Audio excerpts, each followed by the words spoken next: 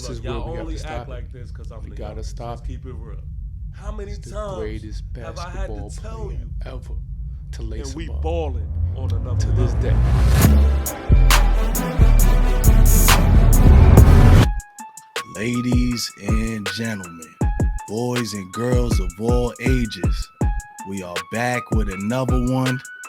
Oh boy, we are not professionals by any means, so I will not keep it professional this go round. All right, nobody is safe. The theme of this show today is nobody is safe. But welcome back to another Balling on Another Level podcast. I'm here with my two special co-hosts, TP Way the Giant. It's your guy who's never lying, sometimes defiant. TP Way the Giant. Let's go, let's go, let's go. Yeah. My second special co-host, P Way. Listen, y'all. Usually I don't have a lot to say. I'm gonna go ahead and put this disclaimer out right now. I did not see the game in its entirety. Okay. I was at the Washington versus Utah game to check out Penix Jr. to see how he operates. So I'm gonna let y'all know right now, I did not see this game in full entirety. You were But watching a from what true Heisman.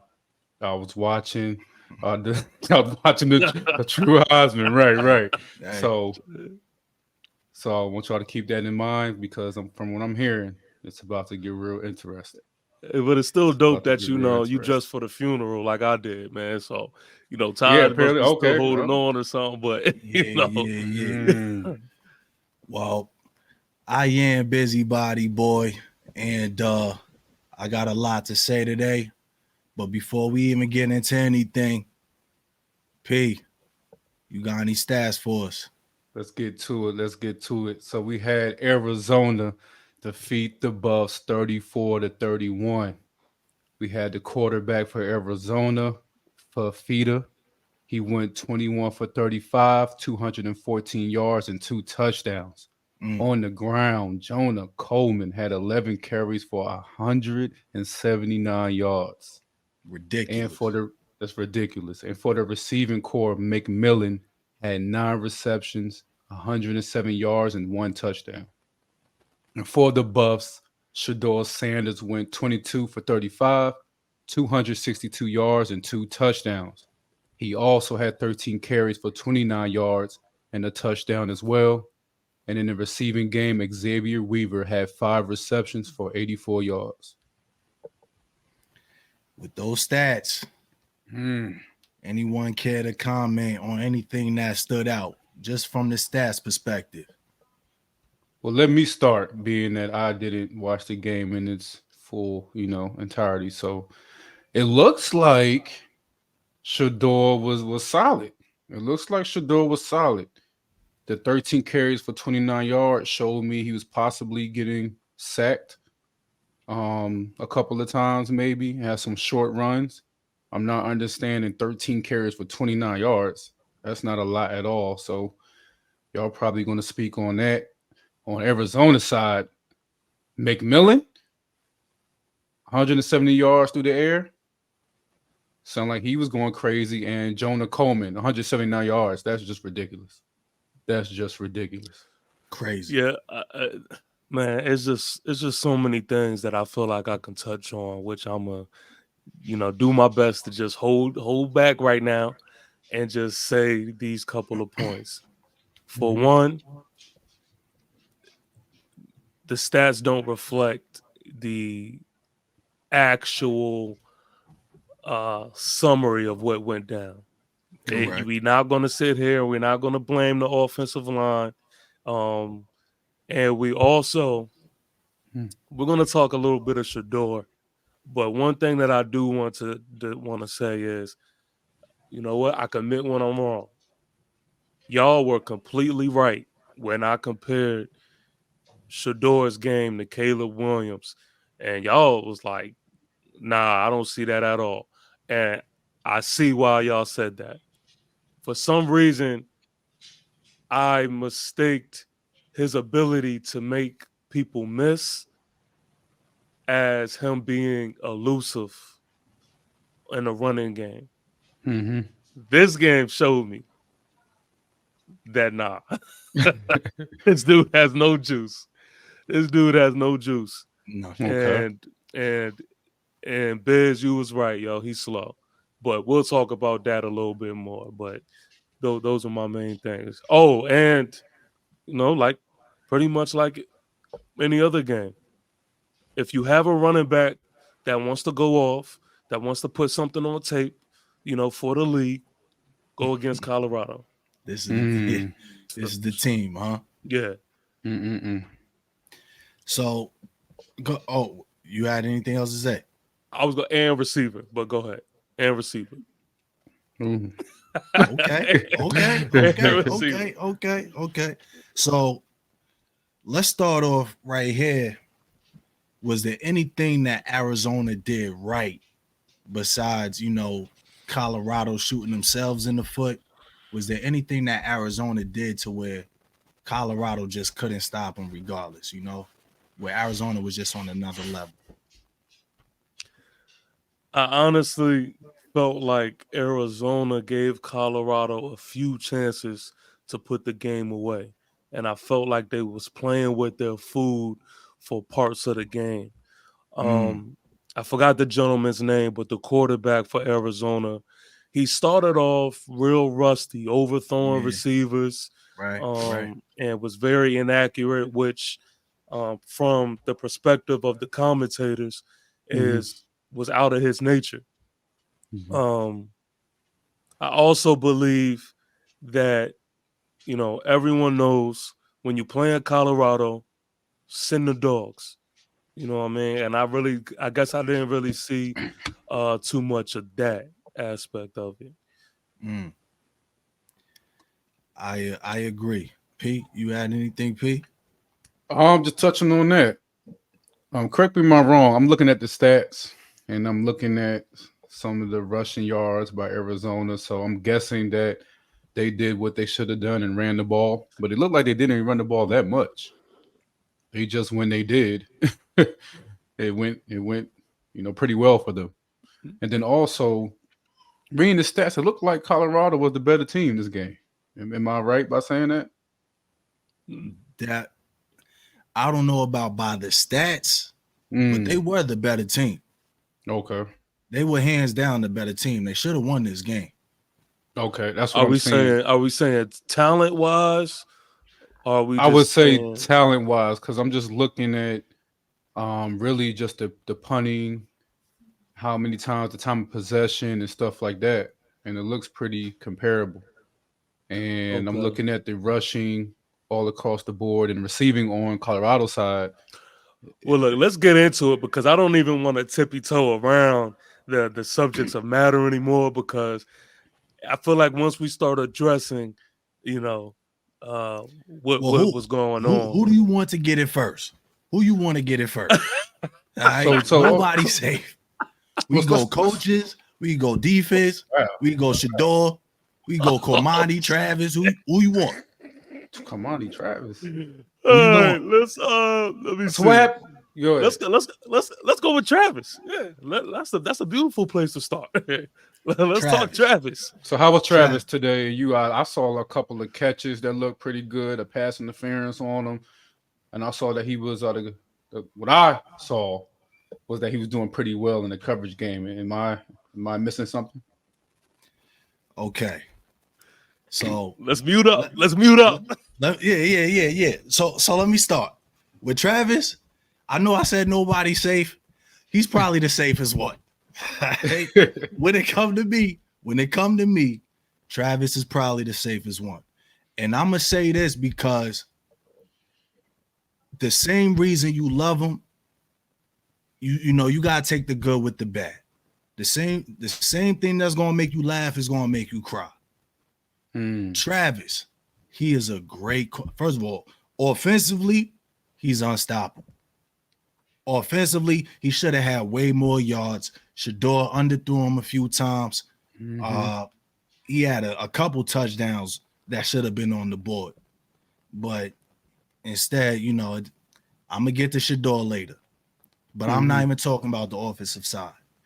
Defensive side, All right, fellas, y'all already know we got a group chat, and we've been going at it. I've been arguing with TP Way most of the game about Travis's ability at cornerback. Like I said, same thing that make you laugh, make you cry. Travis is a gambler. He's a gambler, and what I mean by gambler is he likes to play all aspects. He likes to watch the quarterback's eyes. He'll back off of his man a little bit and play the zone as well. So he's playing the zone, he's playing man, and he's watching the cornerback's eyes. And then on top of that, and this is just my perspective, I feel like Travis knows that he's so good that sometimes he doesn't even feel like they're going to go his way. Sometimes he'll take a play off like they not coming this way.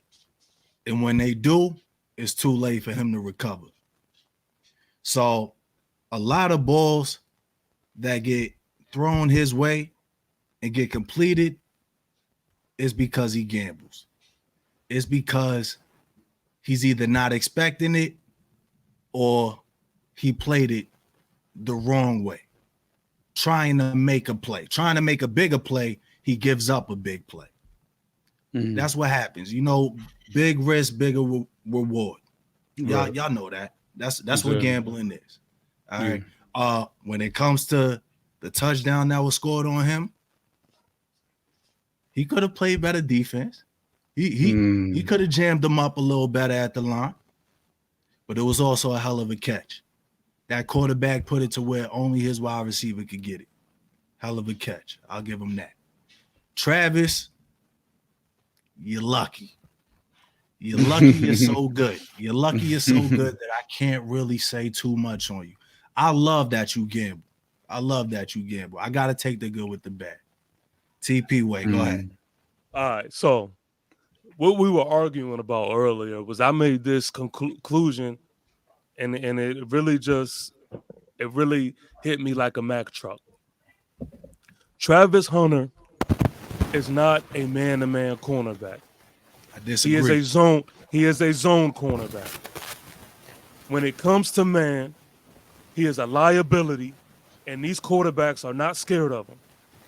But when it comes to playing that zone, that is when he is the most dangerous. He is a zone cornerback. Anytime he's playing man, he is a liability, and these quarterbacks are not scared of him. They will go at him and be confident in their decision.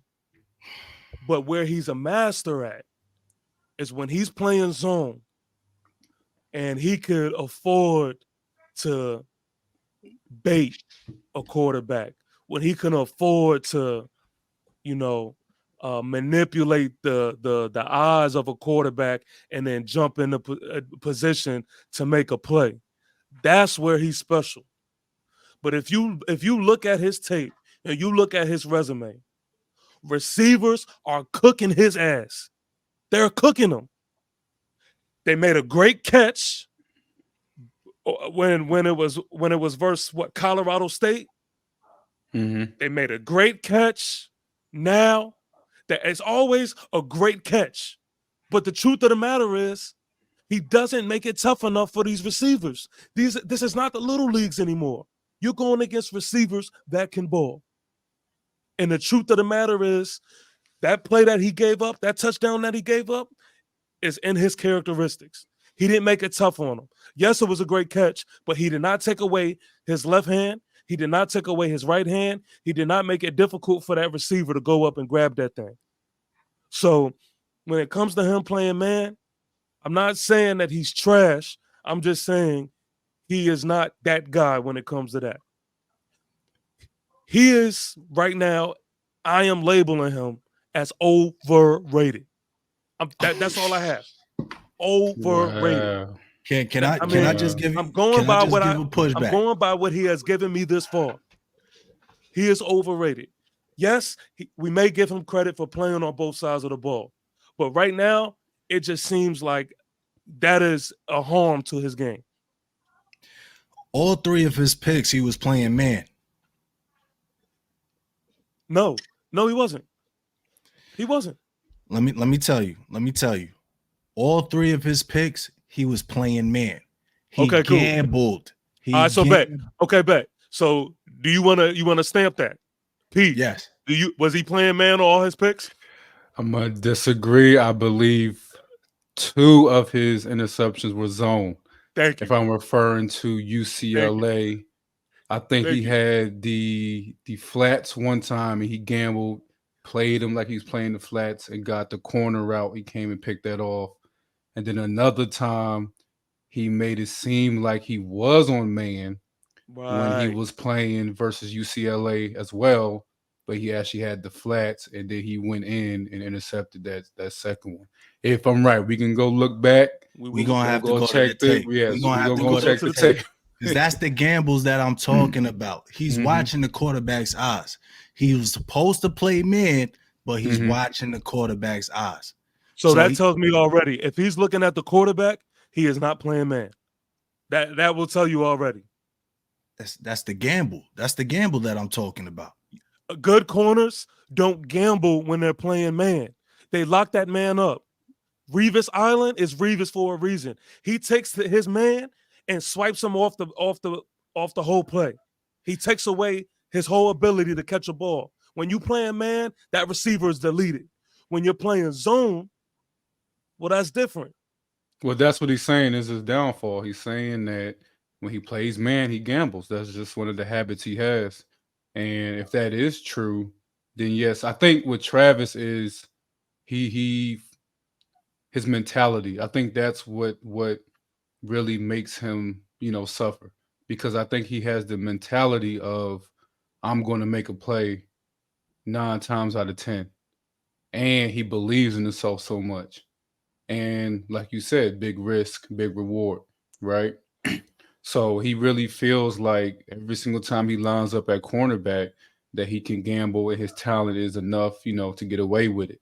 But sometimes, unfortunately, he comes up short. And I think as a coach, you got to learn how to keep that dog in him, keep that belief, but then also coach him so he can mature and understand that, hey, you don't have to get an interception every single time. Sometimes eliminating this guy is a win for our defense, right? So I need to be able to put you on their best receiver and not have to worry about him. Also, I forgot to mention, he was holding like he was trying to take these guys to prom. That was one play. It was not one play. That was one play. Was not, that he got caught maybe, but he was holding all day. Oh, all right, but he didn't get caught. But when they showed that replay, everybody was like, God, like he was holding. And that just confirms liability. Liability. No. You could call holding on every single lineman every down if you wanted to. All right. We're talking about the cornerback position. It's about how you hold. No. He was holding a handful of jersey. That's different. That's a trick. I'm not talking about fighting with the receiver going up for the ball. That's tricky. I'm talking about he was getting beat, P. Getting beat. And he had a handful of jersey. And the commentators was like, oh, yeah. Yeah, they slept on that one. That was one play. That was a touchdown. If he didn't hold him, that was a touchdown. Listen, that's part of playing cornerback. All right, all corners know to hold that jersey close to him on the low though. If you close, if you close enough, grab that jersey. That keeps that distance close. He wasn't close. He was beat. He was toast. That's what you do when you beat. You hold them. I'd rather get the penalty than a touchdown. Especially in college with 15 yards. But not if you college. But not if he's supposed to be him. Not if he's supposed to be him. All right. And this is another argument right here. TP Way has the most outrageous expectations out of a human being. No, you know what? Not even out of a human being. Out of Travis Hunter, out of Colorado Buffs, out of Shedeur Sanders, and out of Coach Prime. And I'm wondering why. It's because I feel like he knows that they're the ones. And he knows that. And that's why his expectations are so high. But even the real ones, like I'm talking. So I get what you're saying. So it's like the Superman effect. Like, because you believe in them so much, when it does slip, you wondering what happened. And you just over. Right. Y'all trying to manipulate. You over talking the situation. You over criticizing. You over. I get what you're saying. Like, because he actually really believes. Yeah. Okay. Yeah, like somebody can't have a bad game. Like somebody can't get a couple passes caught on them. It's not a couple. If it was a couple, I'll be shutting up. It's not a couple. Ratio. It's a ratio, man. You got to understand the ratio. The amount of passes that get caught on them versus the amount of passes that don't, versus the amount of passes that don't even get thrown his way because he's locking his man up. Like, you're not putting that into account. I'm about to. All right. So you know why? You know why I rate him that way? It's because y'all rate him that way. That's why. When it come to Coach Sanders, y'all were the ones that was labeling him Coach of the Year. He's the guy. He's coming. And I was the one sitting back like, y'all, wait. Travis Hunter, y'all was the one comparing him to Deion Sanders, arguably the best cornerback to ever play. And I'm like, what? Already? I thought I proved that point. Y'all are the ones to rate him that high. I'm the one to say, yo, lower your expectations. These guys are not the guys that y'all think they are. Travis has not shown that he is anywhere near Deion Sanders worthy. He hasn't shown that. So when y'all be able to put him on a high horse, I'm just a humbler. I'm just the guy that is sometimes defiant, who is never lying. I'm just the guy to knock y'all down and just be like, yo, listen, let me put y'all back down to reality and let me show y'all who these guys really are. Travis Hunter is the guy, when games are on the line, they throw it his way and they make a play. The beast corners, the solid corners, they don't do that on them. The solid corners, all right, look, I may have had a bad game. Y'all may have been catching me. All right, but at least when it's my time to shine and it's fourth quarter and they need to play, if they throw it my way, they're going to pay for it.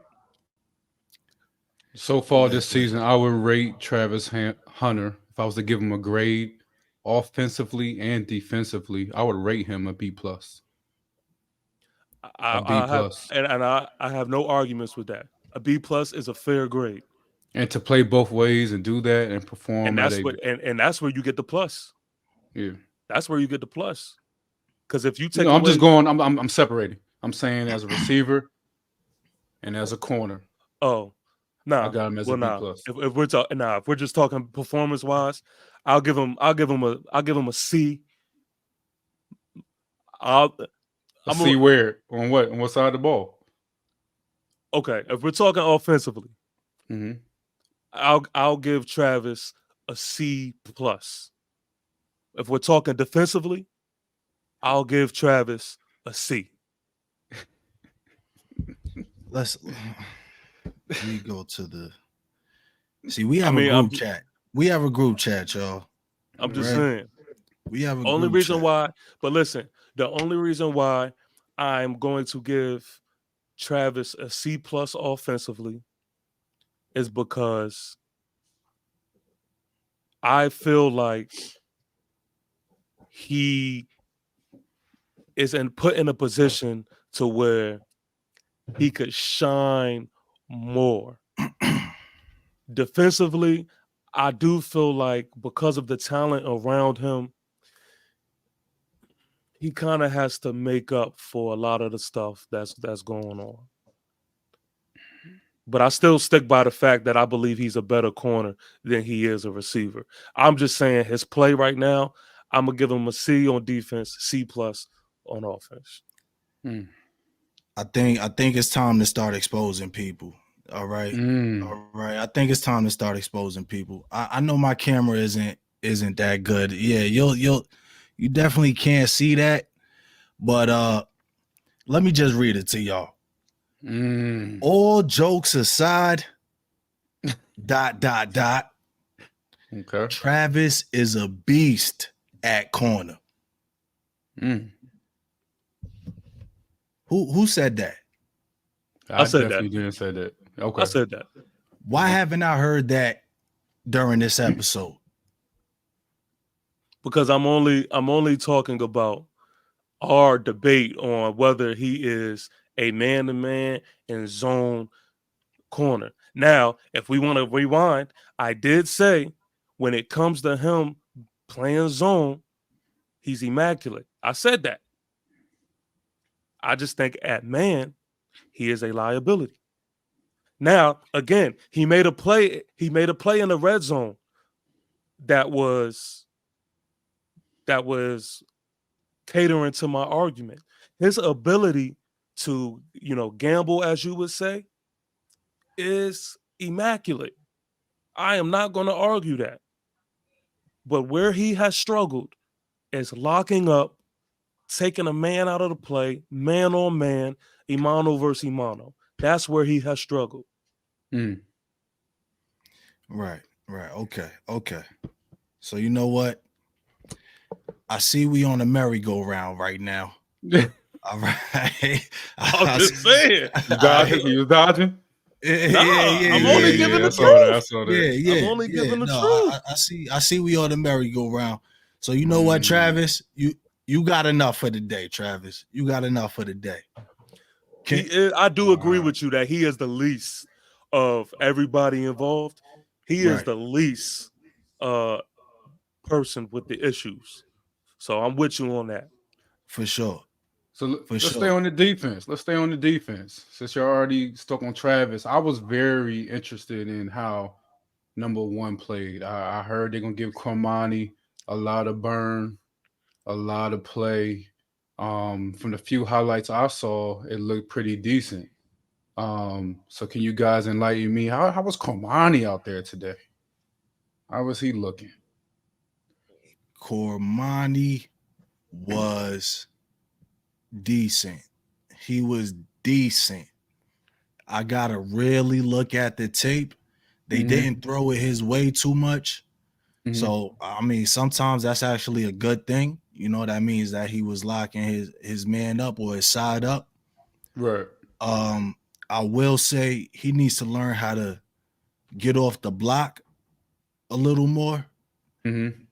And he needs to learn how to tackle. This man, he definitely missed about 3 tackles trying to dive at the legs with his shoulder. And it was almost like he wasn't even there. The running back, who is it, Coleman? Oh, he ran right through that. He ran right through those. And it happened. I definitely counted twice. I'm adding a third because it might have been one that I missed. But definitely him and Shiloh don't know how to wrap up. And they need to learn how to fundamentally tackle. So other than that, I'm proud. I'm proud of Cormani. Real quick on that, Jay, I just want to touch on that. For Cormani, I can see that in his future, as far as, he is a true freshman. So as he gets in that weight room and, develops into a true college corner, I could see that in his future being better in the run game as far as tackling. Right. I feel like we're only talking about Cormani because we like Cormani. Outside of balling on another level, who cares about Cormani at this point? And I just feel like that's how the situation is panning out. Cormani has really fell into the quiet part of this team. I can't really recall seeing Cormani too much in this game. I can't tell you what he's done in this game, to be honest with you. I was paying attention more to other people and other things. Unfortunately, like I said, I think we just want to see Cormani win, and that's why we still, bring him up. But outside of us, Cormani's just, another man on the He's just on roster. the field. He's just on the Gotcha. field. Yeah, right, So you didn't That's a see good nothing point. today. You didn't see right. nothing today. Exactly, right. Gotcha. That's a good point. He didn't make any big plays. But like I said, if we go back to the tape and we really, Yeah, zone in on what he did, with his man and everything, they didn't throw it his way at all. Mm-hmm. So you got to take that into account when you talk about Komani's performance. All right. Okay. That does say something. That does say something. Gotcha. but Right. we mentioned Shiloh, and we said this before. We said this last week, and it came to fruition this game. You have to learn how to stick to your fundamentals and tackle. The hitting stuff is cute. We love it, and it's good for what it is good for. But when they got to that red zone and you met up with somebody who knows how to lower his shoulder and get low and move them legs, you can't just go in there thinking you just going to hit and knock somebody loose. Right. No, because he's going to deliver that boom too. He's going to keep that train moving, and he's going to fall right into the end zone. So, Sure. like Bill said, Shiloh, he gave up some, and a part of that was the lack of breaking down and delivering a nice solid tackle. Yeah, he's on Coleman's highlight reel a couple times. From getting jumped over to also getting stiff armed. Oh Yeah. yeah. No, he's on. Oh, that's stiff. Running. That stiffy was crazy. Crazy. And That that was crazy. after he ran through Cormani's missed tackle. Yeah. You feel me? Run through Cormani's missed tackle, stiff arm Shiloh. It's like they're not even there. And I'm gonna add, this was a couple times we've seen Shiloh obviously, get thrown around like a rag doll. So that means he's got to go to work. He's got to hit the gym, and he's got to work on the fundamentals. Because if it's happening, one time, 2 times, 3 times, we started noticing a couple running backs get the best of him. It's time to adjust. All right, can I call out the next player on this nobody's safe segment? Yeah, all I had was Komani for me. That's all I wanted to really see. Let's go. So Who you got? All right, Bears. What about? Let's talk some Shedeur, man. Shedeur Sanders. My initial Heisman candidate. Do you want to start? Let me start because I feel like you've been waiting on this. You want to, know what I mean? Go ahead. When it comes to Shedeur, we talked about this last week. And this is why I just refuse to hear the excuse that it was the O-line's fault. I'm not saying that the O-line is perfect. I'm not saying that the O-line, is stacking up these magnificent games. But what I am saying is they play good enough for that offense to do a little something. They put up 30-something points this game. If they do that every game, their record changes. So I just feel like all of the blame cannot be on the offensive line, and some of that blame has to be taken on for the leader, for the quarterback, Shedeur Sanders. No one wants to say it. No one wants to go, hold up. Shedeur is to blame for some of this stuff too. Right. They treat him like the golden child. And again, I know I seem like the hater. I seem like the guy that's, whatever, but you gotta be honest. He holds on. I mean, how many times are we going to say this? He holds on the ball way too much and too long. Instead of throwing the ball out, this dude will literally just take a sack that is unnecessary. And you sitting there looking at the screen just like, why? Like, why couldn't we just throw the ball out?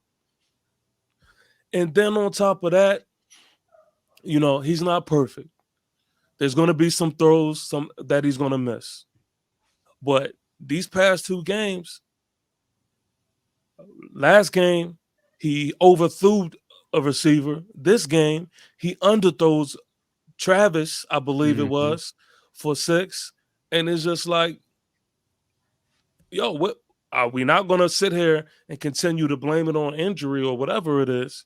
Like, we're not gonna, how many excuses are we gonna continue to throw your way? And then my last point is character issues. Yo, another unsportsmanlike conduct by him, and I'm watching carefully to see what happens. And you know what Coach Sanders does to his baby boy, to his son, in front of the world and in front of his teammates? Give him a little, all right, come on. You'll go ahead. Come on, you can't do that, all right, man? No, because you know what actually happened? His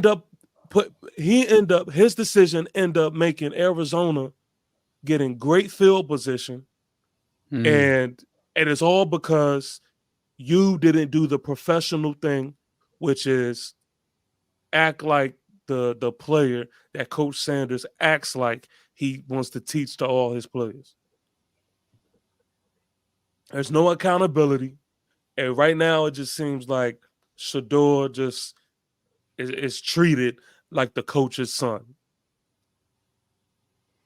Great points. Great points.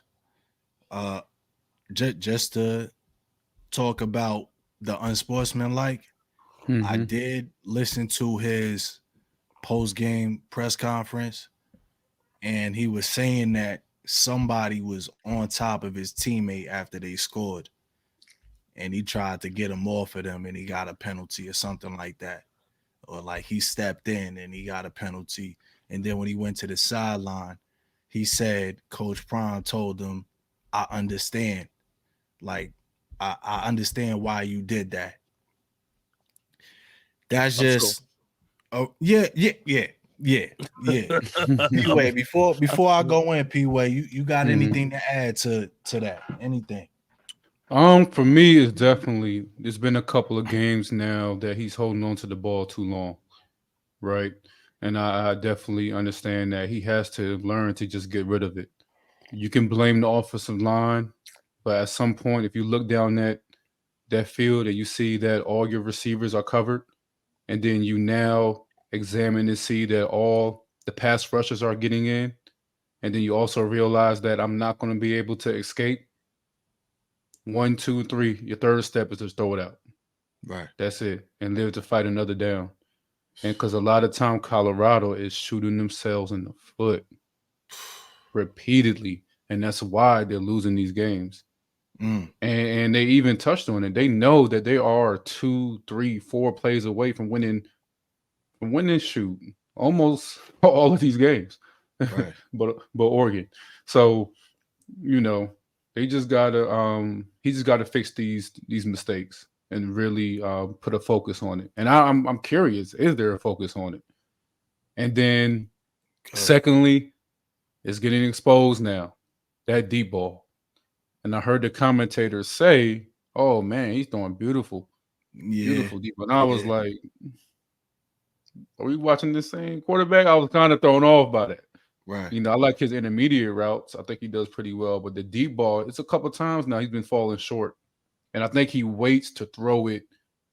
It takes a little bit too much time where he could throw it a little bit earlier and then catch his receiving stride and whatever. But he waits till they're already 40 yards down and then he tries to throw it to make up for it. And I don't think he has that arm strength to do that right now. See, now, y'all both make great points. And I have so many things that I want to rebuttal, you know, but it's like when it comes to the commentators and when it comes to, like you said, TP Way, he's the golden child, so to say, right? And I understand that. If you have a Heisman candidate on your team, you're gonna treat him like the golden child. Now, he's not a Heisman candidate anymore, but we understand he's a prime player on your squad, and he's the quarterback at that. What I like to say is I hate the way the media treats Shador. Mm. In the press conference, the post-game press conference, the way that the questions that they were asking him, the way that they were speaking to him, number one, you would have thought that they won. And number two, you would have thought that he played the greatest game he ever played. Somebody literally said that. Somebody literally said the stats may not show it, but I feel like this was the greatest game that you played all season. Oh, nah, definitely not. Yeah, not at Definitely. all. Not at all. All right. Not one media personality or interviewer in that press conference asked him about holding the ball at all, asked him about underthrows at all, asked him about misreads at all. Literally, Shador had to be the one, which I'm actually proud that he did it, where he said, I missed a lot of throws out there. And I feel like, you know, it's not just the offensive coordinator. We got to go out there and execute. So he took accountability, but nobody in that room tried to tell him what happened, or just ask. Don't even tell, just ask. What happened during here? What happened here? What did you see when you did this? Nah, everything was, Shador, you played such a great game. Moving forward, how is the chemistry going to be between you and the OC, or, you know, or nothing is his fault. Everything is the defense, the offensive line. Nobody criticizes him. That's number one.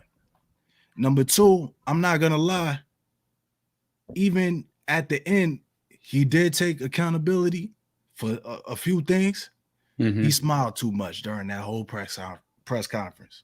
He smiled way too much for me to take not Mr. Mad. Nah, right. not Mr. Mad. Right. Nah. You couldn't tell he lost. You couldn't tell he lost. It's like, because nobody's calling him out, it's almost, he doesn't feel it. He doesn't feel it. Everybody's gassing him up. So he's like, yeah, you know, well, I pass over 3,000 yards every season. He just eclipsed over 10,000 yards in his career, which is great. Right. But I don't want to hear you talk about that. I want to hear you say, yeah, that's cool, but we took a loss. I'm not even worried about that right now. And I feel like sooner or later he'll get that. You know, he hasn't been in the spotlight enough on this stage to where it'll get called out. It's going to get called out soon. And as you say that just reminded me of, you know, when I heard him just address. Listen, I know Shador has haters, and I'm not taking away from that. He has haters for sure, but I don't like the fact that he thinks just because the people that are doing their job as a fan, and if you're a Colorado fan, you're disappointed. Just because you're not satisfied with the play, you cannot categorize them as a hater. That's right. There's bad play going on right now. So people have the reason to be upset or whatever it is, or to criticize people's play, but you don't have to label them as a hater. That's not hate. Hating is when you're sitting back, you know, waiting for Shador to throw a pick, waiting for them to lose. You know, that's hating. But yeah, go ahead, Biz. That just reminded me. Good point. Great point. Another thing, P-Way didn't even see the game, or you know, most of it, right? But you were speaking on him holding the ball too long. Is it even priority or focus on improving? Right. That's exactly what happened this game. It's like for you to not even see the game, but know what happened. That's terrible. That's terrible. Shador would literally turn a 2nd and 3 into a 3rd and 18. Right. That's crazy. Shador will literally drop back 10, 15 yards before he finally steps in the pocket and thinks to either run or throw. This man, all right, this man literally threw the ball out one time and he got a penalty on it. He tried to throw the ball away when he was literally on the ground by that time.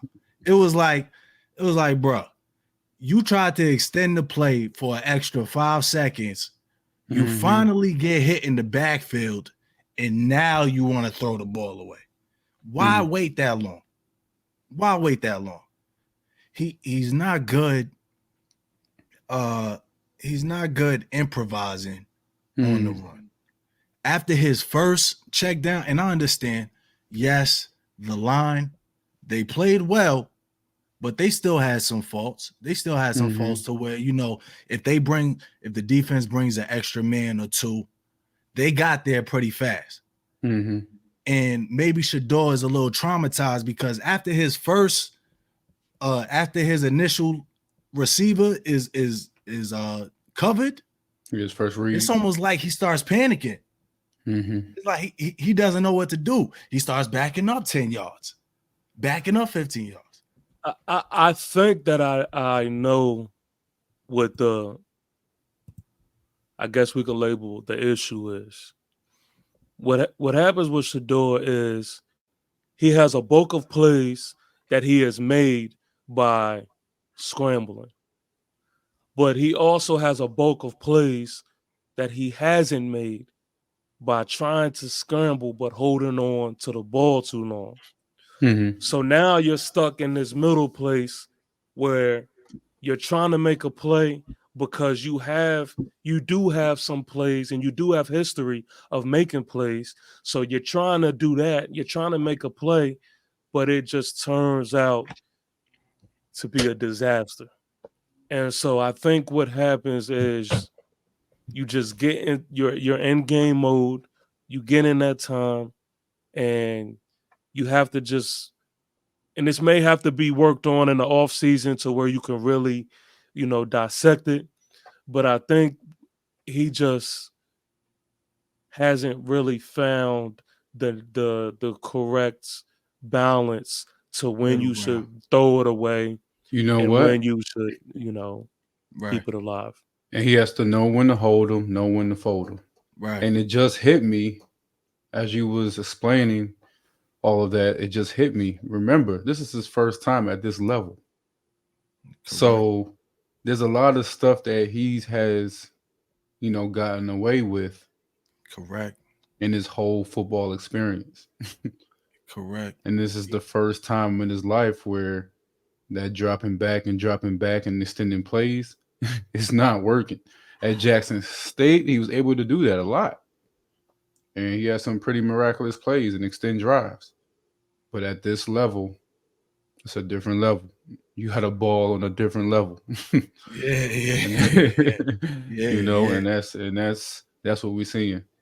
Definitely. He almost ruined the going into halftime. We was in field goal range. And he almost ruined it. That was crazy. That was wild. Was crazy. I was looking like, yo, what are you doing right now? I was literally yelling at the television where he tried to extend the play so much. We were in field, we was around the 30-yard line in our territory. No, in their territory, right? That's their territory. 30-yard line. Yeah, it's their territory. Right. We was in their field goal range. And is maybe 10 seconds left on the clock. And this man literally drops back 10, 15 yards. We're out of field goal range. Luckily, he extended the play. He got away and got maybe 2 or 3 positive yards, but that all could have been avoided. He honestly got lucky that nobody came from behind and stripped him, because he doesn't know how to run the ball like a running back. He runs it like it's a loaf of bread in his arms. He doesn't know how to secure that ball when he's running. Right. But anyway, we got lucky and stayed in field goal range. That could have easily been a disaster. He had the nerve, I think, call himself Vic. I heard him on TV. He said, I can go Brady mode or I can go Vic. And I was like, yo, we gotta stop. You know who I look at him as? He's like a Dante Culpepper. You know which he's a gunner. He's a gunner. He's not a runner. He's a gunner, not a runner. All right. I can see that. So I'll get the only thing about Dante is Dante don't hold on to that pill. Right. He lets it fly. Yeah. He lets it fly. I can see that. There's so many other things. There's so many other things I could go on, but we gonna get off of him. Go ahead, TP. I think we missing one more person on this nobody safe trajectory that we on. The biggest one of them all. I can guess. The biggest one of them all. No surprise here. Prime time. Who would like to start?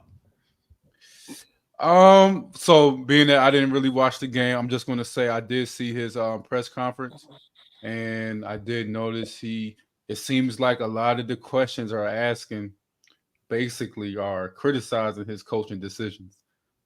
That's basically what I got out of it. People asking, so on this down, why did you do this? Or this down, why? He was like, hey man, at one point, he said, hey, look, y'all got to chill out. Like at one point, I'm gonna call what I'm gonna call, and I know what I'm doing. Right. You know, he had to literally come out and say that. Like, I see these players every day. I see the schemes and all that. So I'm curious what you guys got. What did y'all see today? How was his coaching? Let me know. Go ahead, TP. Well, I mean, look, man.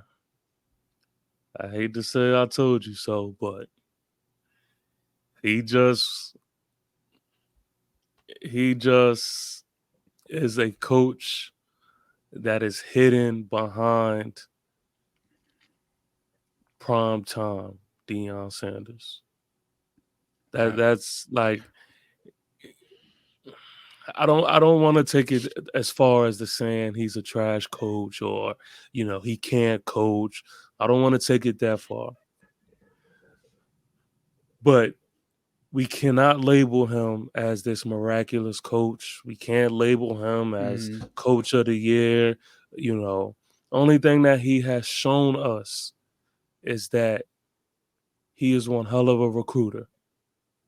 Outside of that, honestly, I see why there's levels to what he has had to do as far as coaching at high school, then coaching, you know, at Jackson State before he reached to this level, because he's not proven yet, man. And that's just the reality of it. He's just not proven. Hopefully with time, you know, he's able to, you know, get this stuff together and learn from a season of football. But I think Todd's going to break it down. But break it down. What is he doing this game? What happened in this game? What's some cues that were mismanaged? Anything? So the thing with Prime is he's still making mediocre errors. He's still making mediocre mistakes. One of the biggest ones that I just saw was towards the end of the game, before the Mata kick. He calls a timeout. First of all, he allows his special teams to set up. Mata gets in his stance, and then he calls a timeout. Now, if I'm not mistaken, it was maybe 4th and 7 or something like that, right? So I don't know. Maybe you either going if you're gonna call a timeout, you better come out with a different play. You know, try to get them off sides or something. Call a fake or something like that. But don't have your special teams go right back out And just to kick a field goal. You're literally icing your own kicker. When they said timeout by Colorado, I was like, Colorado called that? Mm. Who does that? Who does that? All right, That lets me come on know. now. That lets me know he was indecisive. Right. Or there could have been a miscue. There could have been some type of miscue. Somebody. I mean, either way, no matter how you slice it or dice it, it's a coaching error. No matter how you slice it or dice it. It is. It's definitely a coaching error. And I also want to talk about the difference between him and, just for the sake of the argument, Coach Saban. All right. Coach Saban definitely always has top-notch staff around him. He has the best OCs. He has the best DCs. Whenever they win, they always get their own team. Mm-hmm. They've all done it. Damn near half the SEC and ACC worked for Coach Saban. Mm-hmm. So part of that, I want to say, they either made Saban look great or Saban made them look great. Mm-hmm. But when it comes to Deion, I'm not seeing anybody look good under him at all. That's a good point. Yeah, they're looking like they're losing. Their stock is decreasing at this point. They're looking as if he got these coaches from like when Shador was a kid in like middle high school, and he just like kept them and then brought them here. That's what it's kind of looking. Right. Nah, for real. And the biggest thing that TP Way said last episode was, who is he put in the league? Like his player development, his coaching development, I'm not really seeing any improvements in those areas at all. At all. Travis Hunter is getting better because he's Travis Hunter. He's literally the best player. I mean, skill-wise, he's the best player in the nation. You can't coach that. Yeah, you could give him a few pointers, but you can't really coach that. Right? You can't really coach that. Yeah, so when it comes to the people around him, I don't see him making anybody better. I don't see it. All right. Well, and I'm gonna say this though. I'm gonna say this because I'm sorry. I didn't want to say this, but I'm gonna have to say it. He's also one of the most hypocritical coaches I've ever seen in coaching history. Talk about it. How he talks this beautiful game of being a disciplined team, and them being these model citizens to be this, and all of this. But it's just not, it's not translating from what I'm seeing. It's not looking like that is what he is exactly coaching. I'm looking at these players, and I don't see a well-oiled, disciplined machine that goes out there every week. I don't see that. They don't look like these guys who are just gonna. Matter of fact, the commentators were talking about it today, that damn near every game, Colorado finds a way to shoot themselves in the foot. They find a way, some way, somehow, to ooze out undiscipline. But people don't realize that is a reflection of your coaching. That's just the reality of it. Correct. Having a disciplined team is a reflection of your coach. And so, like I said, he needs to learn from this first season at being at Colorado. And there has to be a change to how he goes about it, in the off season and going forward. I agree with that, but I do want to point out it also discipline can also be a reflection of talent.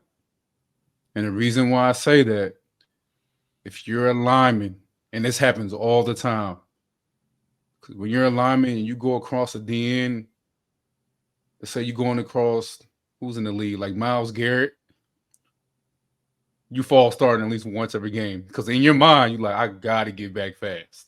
Right, If right, I right. don't, it's going to be a problem. And their offensive line, I'm pretty sure every single game they feel like I gotta get back fast as I can. Because I ain't got that much. I know this guy can get right by me, you know? So I think a lot of times, and I heard him, he touched on it. He says they don't coach that way for Right, holding and people going right, fall start and all that. He right, said right, when he sees it happening, he doesn't like it either. So I right. think a lot of times that can be a talent thing. Because they like corner, same way. If you're not talented, you're gonna hold, Yeah, no, you know? when it comes to the penalties, there's nothing he could Yeah. do. That Right. of course you don't teach that when it comes to the penalties, Hmm. for sure. But he has made a lot of simple coaching mistakes Yeah. where it's like, all right now, Coach Prime. You're Yeah. exposing yourself Yeah. along with the rest of the team. Because I heard him I, say, I'm not perfect. I don't really see coaches saying that a yeah, lot. yeah. No, he's not. He's not. Yeah. And he's learning, and Hmm. I still like to take into account this is the first year team, you Hmm. know, it's a bunch of random players Hmm. on one squad that doesn't have a culture yet, that doesn't have an identity. And, Coach Prime did come into this whole thing, with an uphill battle. Yeah. He Yeah. definitely got the short end of the stick when it comes to coming into a Pac-12, a deep Pac-12 conference Yep. with the talent that he has. Like you said, it's a talent thing. The talent that he has, the culture, everything. I like to take that into account. So what I do like to do with every show is I like to end on a positive note. All Hmm. right. Now we got about 5-10 minutes. Can we just speak on anything positive that we saw in the game? Any hope?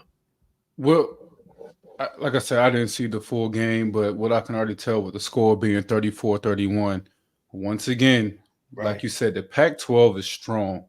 Like I said, Deep. I was just up there watching Utah versus Washington today. And when I'm seeing the product that these schools have and what Colorado has, that lets me know that Colorado being in year one of this transition and winning 4 games and being close in a lot of these games, it really shows that this team has a lot of fight. Right. They have a lot of fight. For sure. So, and I think that's Coach Prom's greatest um, asset is he's able to really push his guys, to really motivate his guys. And what's that weight on a coaching scale? That's to be determined. But your team's gonna come out fighting, Mm, and that's what I respect out of Coach Prime and what he's done, and that's what I've seen from today. Just looking at the score, so that's the positive side of it. The team fights. great point. I'm gonna try to be fast with this. I'm gonna say this.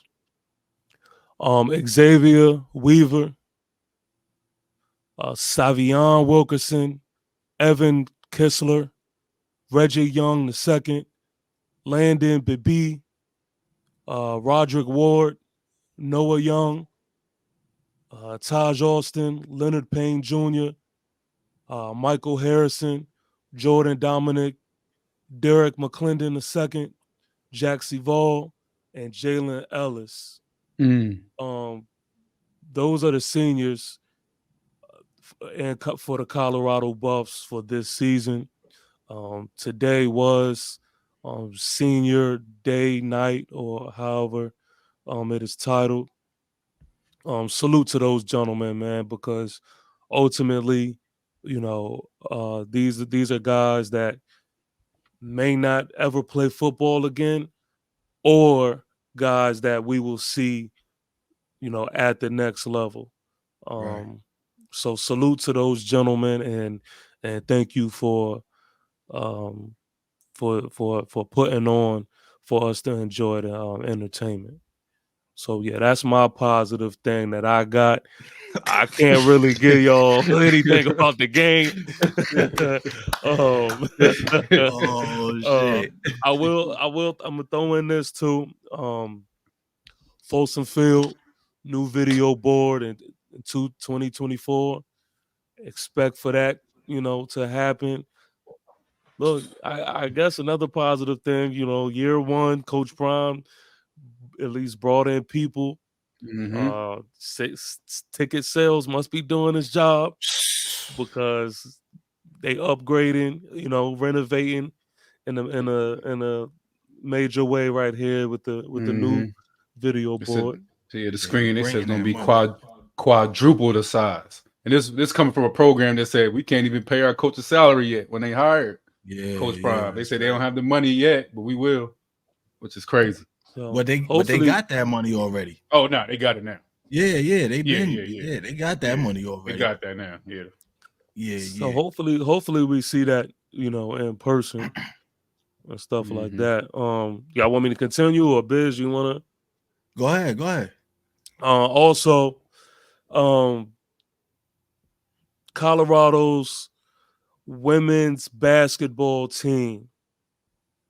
Salute to y'all because they beat the number one ranked LSU Tigers. Salute. That's a big Look, win. I Salute. don't know anything about Huge. Colorado women's basketball, but I do know that they were not supposed to win that game At all. at Right. all. So, in the midst of talking Colorado, whatever, salute to y'all. I forgot the lady Sanders, who was also a member of that team. Congratulations, and we'll see where this season goes from that. Last thing is this.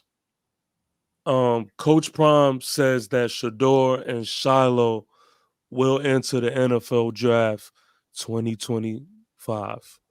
Right. So we'll see one more year out of him. See what that's like, Right. and we'll talk. He has one more year for a Heisman. Right. You know what I mean? Right. So we'll see how that goes. Early projection 2024 Heisman will be I- Shador.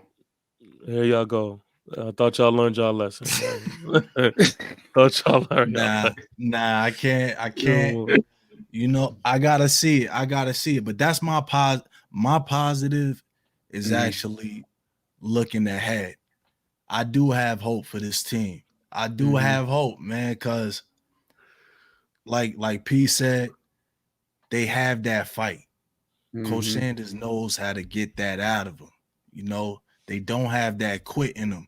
For them to be this close throughout the entire season with every game that they lost, besides Oregon, of course, but with every team that they lost to, it's like, yes, we are only this amount of players away. I'm not going to say how many, but we do need some help, and that's why I'm so hyped, because I know we just that many players away. Right. It ain't much. Right. Yeah, we just that many players away, and Shador, I do have high hopes for him. Shador and Shiloh, I'm glad they coming back next year. Coach Prime knows he really doesn't have a chance without Shador.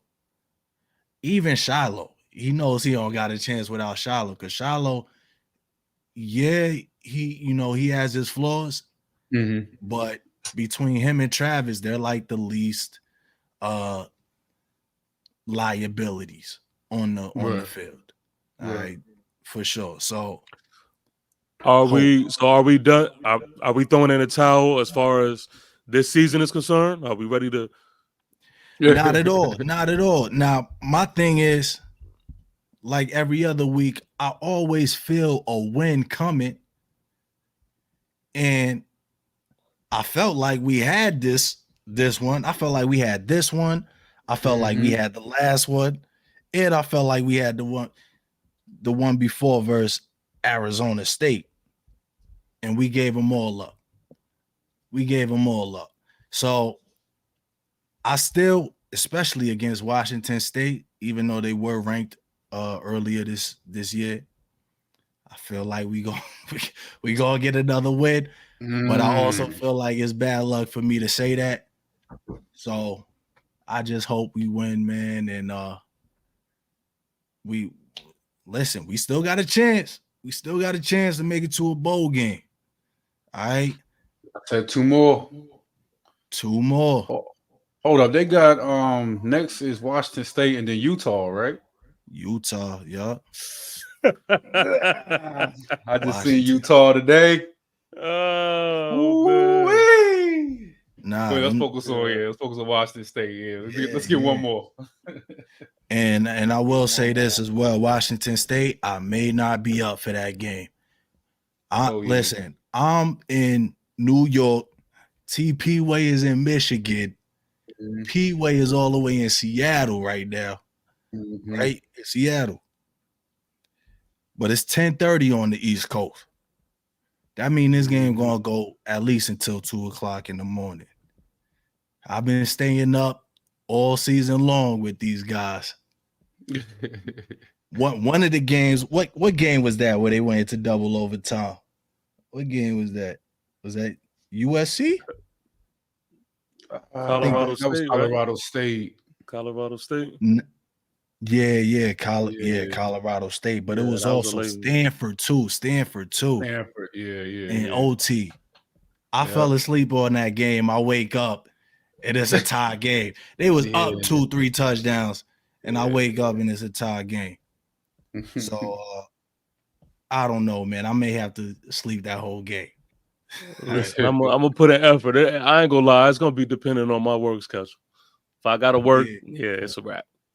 yeah. But we in full support with Colorado, man. We riding with y'all, and that's exactly why we so hard on y'all, because we do have high expectations for y'all. We are fans of Coach Prime and the whole squad. We are supporters. That's why we cover y'all every episode. All right, we really do appreciate all the supporters that's been linking with us, that's been keeping, in touch, that's been watching us every episode. Definitely like, comment, subscribe, share, hit that notification bell. Do whatever you got to do to be notified when we drop, because we will be dropping. All right, we will be dropping. We have been consistent lately. Every week you will get an episode. Post game coming up. Washington State, we will be tuning in. Do y'all have anything else to say, fellas? Yes, please, man. Make sure y'all like, comment, and subscribe, man. This whole journey, man, is only gonna get bigger and better, man. So keep supporting, keep showing love. And we do it for y'all, man. We do it for y'all. So like they said, I'm gonna echo, comment, like, share, subscribe. We'll be back next week. Yes. This is the realest sports show on YouTube. The realest. It's a fact. That's a fact. Yeah, who doing this from Seattle, Michigan, and New York? Global. Yeah, we global. Come on, B. We national out here. No script. No script. We ain't professionals. We just realists. We real. All right, we the realest ones on YouTube. So please subscribe. All right, and coming from us at Boiling on Another Level, we out of here. Peace. Salute. This is where we only act like this because I'm the gotta stop. Let's keep it real. How many times the greatest have I had to tell you ever to lace and we them up balling on another to this level? day?